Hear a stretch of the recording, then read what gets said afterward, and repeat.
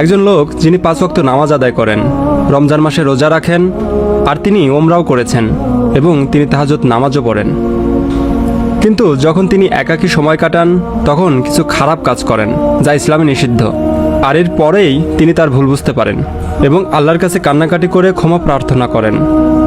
এরপর 3-4 দিন তিনি সেই খারাপ কাজগুলো করেন না, বরং ভালো কাজ করেন। এরপর আবার খারাপ কাজ করেন, এরপর আবার ক্ষমা চান। এমনভাবে পুনরাবৃত্তি হতে থাকে। কিভাবে এই অবস্থা থেকে উত্তরণ করা যাবে এবং তার তাকওয়া বৃদ্ধি করা যাবে? আপনার প্রশ্নের জন্য অনেক অনেক ধন্যবাদ, কারণ শুধুমাত্র একজনের নয়, এটি অসংখ্য মানুষের প্রশ্ন। অনেক ধন্যবাদ আপনাকে, খুবই বিচক্ষণতাপূর্ণ প্রশ্ন, মাশাআল্লাহ।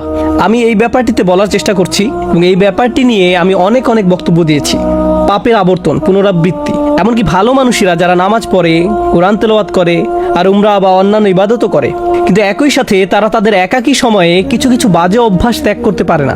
এই সমস্যার দুইটি অংশ আছে, একটি হলো আধ্যাত্মিক, আরেকটি মানসিক। আমাদেরকে উভয় দিকেই নজর দিতে হবে। আমি মানসিক দিকটি নিয়ে শুরু করতে চাই, কারণ বেশিরভাগ সময়ই যখন এই ধরনের আলোচনা হয় তখন আমরা মানসিক দিকটিকে গুরুত্ব দেই না, শুধুমাত্র আধ্যাত্মিক বিষয়ে কথা বলি।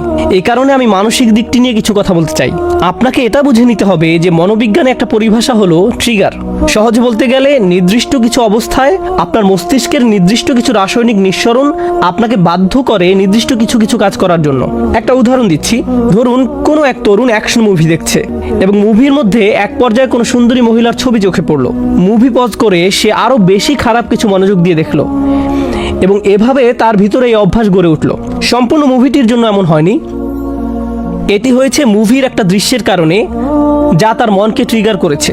আবার এরকমও হয় যে কোনো কোনো মানুষ যখন তাদের অ্যাপার্টমেন্টে অথবা রুমে একা থাকে তখন আপত্তিকর কাজে জড়িয়ে পড়ে। তখন এমন বিষয় ঘটে যেটা খারাপ। যখন সে মসজিদে থাকে তখন এটা ঘটে না, যখন সে বন্ধুদের মাঝে থাকে তখন এটা ঘটে না। এ ব্যাপারে প্রথম উপদেশ হলো, আপনাকে প্রথমে এটা শনাক্ত করতে হবে যে একাকী থাকার কোন সময়টিতে আপনি পাপ কাজে জড়িয়ে পড়েন, আপনি কোথায় থাকাকালীন এটা ঘটে, কোন নির্দিষ্ট সময় এটা ঘটে। আর আপনি যদি এই সমস্যা ঘটার স্থান, সময় এবং পরিস্থিতিগুলোকে শনাক্ত করতে পারেন তখন আপনাকে এই পরিস্থিতিগুলোকে পরিবর্তন করার চেষ্টা করতে হবে। আপনি একজন যুবক, ইন্টারনেটে যেসব খারাপ জিনিস পাওয়া যায় তা নিয়ে যদি আপনার সমস্যা থাকে, অর্থাৎ আপনি যদি ওই সকল বাজে জিনিস দেখার অভ্যাসে থাকেন, তাহলে আপনার ল্যাপটপ, মোবাইল রান্নাঘরে রাখুন, যাতে আশেপাশে আপনার মা, আপনার বাবা সবসময় চলাচল করেন। এগুলো আপনার রুমে রাখবেন না। আর অভিভাবকদেরকে বলছি, ঘরের মধ্যে এই জিনিসগুলোকে দৃশ্যমান স্থানে রাখুন। এগুলো আমাদের সন্তানদেরকে ধ্বংস করে দিচ্ছে। এখন আসুন এই সমস্যার আধ্যাত্মিক দিকটি আলোচনা করি। মানুষের জন্য এটা স্বাভাবিক যে সে তওবা করবে এবং পুনরায় সেই পাপ করবে, কারণ আমরা খাত্তাউন। আল্লাহ রাসূল সাল্লাল্লাহু আলাইহি সাল্লাম আমাদের বৈশিষ্ট্য বর্ণনা করছেন, খাতিউন নয়, কুল্লু বানি আদামা খাত্তাউন। আর খাত্তা হলো সিগাতুল মুবালাগা, যা দিয়ে অতিশয্য বুঝায়। সহজ ভাষায় এর অর্থ হলো এমন ব্যক্তি যে ভুল করতেই থাকে, ভুল করতেই থাকে, ভুল করতেই থাকে। যেমন খাব্বাজ রুটি বানাতেই থাকে, খাত্তা বারবার ভুল করে যেতেই থাকে। এরকম ঘটতে পারে, এটা অনিবার্য যে কিছু পাপ বারবার ঘটে থাকে, এরকম ঘটতে পারে।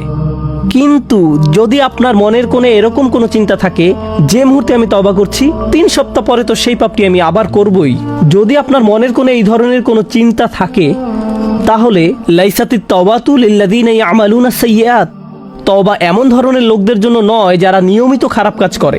আল্লাহ বলেন, ওয়ালাম ইউসিররু আলা মা ফাআলু, তারা নিজেদের কাজকর্মের জন্য হঠকারিতা প্রদর্শন করে না। অন্যভাবে বলতে গেলে আপনাকে একনিষ্ঠভাবে জেনে বুঝে মৌখিক প্রতিজ্ঞা করতে হবে যে আমাকে এই কাজটা বন্ধ করতেই হবে। এরকম না যে আপনি একবার কান্নাকাটি করলেন, এরপর আল্লাহর কাছে বললেন আমি অত্যন্ত দুঃখিত, আমি বিশ্বাস করতে পারছি না যে এই কাজটা আমি করেছি, আর আবার একই কাজ করেন।